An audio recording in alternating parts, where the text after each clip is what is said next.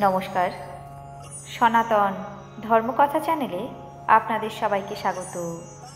আজ আলোচনা করব নন্দী আসলে কে।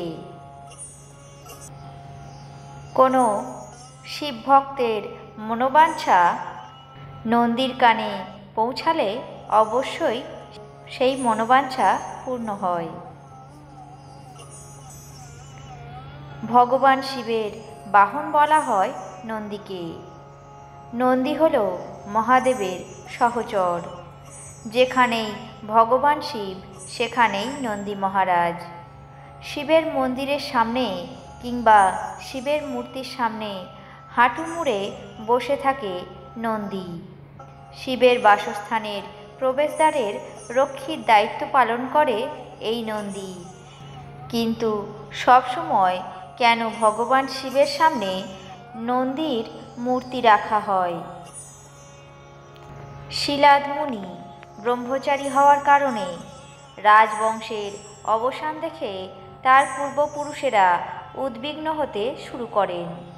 মুনি যোগ ও তপস্যায় ব্যস্ত থাকার কারণে গৃহ গ্রহণ করতে চাননি। শিলাদ মুনি তখন ভগবান ইন্দ্রকে তার তপস্যায় সন্তুষ্ট করেন এবং তার কাছে জন্ম এবং মৃত্যু রহিত এক পুত্র লাভের বর প্রার্থনা করেন। কিন্তু দেবরাজ ইন্দ্র ঋষিকে বলেন যে তিনি বর দিতে অক্ষম এবং দেবরাজ ইন্দ্র তাকে এও পরামর্শ দেন যে ভগবান শিবের তপস্যা করলে এই বর বা আশীর্বাদ লাভ করা যায়, কারণ জন্ম ও মৃত্যু থেকে মুক্ত হওয়ার বর একমাত্র দেবার অধিকার রয়েছে ভগবান শিবের। তখন ভগবান শিবের মহিমায় ঋষি শিলাদ একটি পুত্র সন্তান লাভ করেন, যার নাম রাখা হয় নন্দী। ভগবান শঙ্কর মিত্র ও বরুণ নামে দুইজন ঋষিকে শিলাদের আশ্রমে পাঠিয়েছিলেন, যারা নন্দীর সংক্ষিপ্ত জীবনের কথা বলেছিলেন। নন্দী এ কথা জানতে পেরে মহাদেবের পুজো করে মৃত্যুকে জয় করতে বনে তপস্যা করতে যান।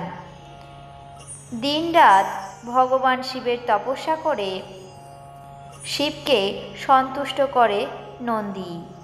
তখন মহাদেব প্রকট হন নন্দীর কাছে। ভগবান শিব নন্দীকে তার বর প্রার্থনা করতে বলেন।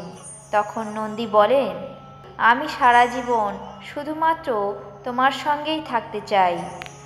মহাদেব নন্দীর কথা শুনে তাকে বুকে জড়িয়ে ধরলেন আর নন্দীকে একটি ষাঁড়ের মুখ দিলেন এবং তাকেই নিজের বাহন এবং সহচর হিসাবে গ্রহণ করলেন।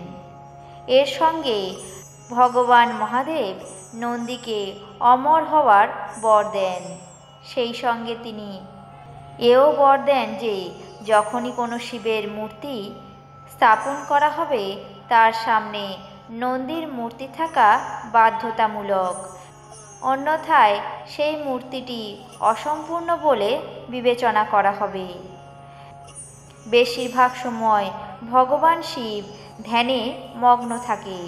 তার তপস্যা যাতে ভগ্ন না হয় তার জন্য নন্দী সবসময় সচেতন অবস্থায় থাকেন। এটা বিশ্বাস করা হয় যে যদি কারো মনোবাঞ্ছা নন্দীর কানে উচ্চারিত হয় তাহলে সে অবশ্যই ভগবান শিবের কাছে পৌঁছাবে।